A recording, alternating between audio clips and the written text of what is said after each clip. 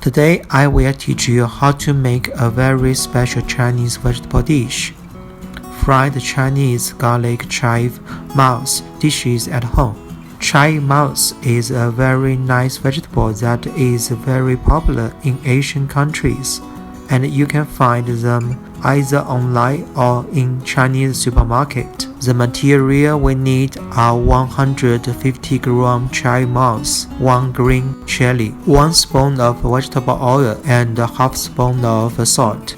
Firstly, we need to pick up the chive mouse and remove all the roots. Then, wash and cut chive mouse, like so. Cut the green chili.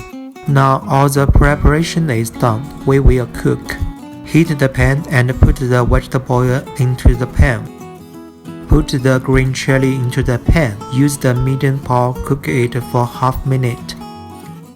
Then, put the prepared chive mouse into the pan. Turn it over and over again until the chive mouse becomes soft. This will take about 2 minutes. Season with some salt.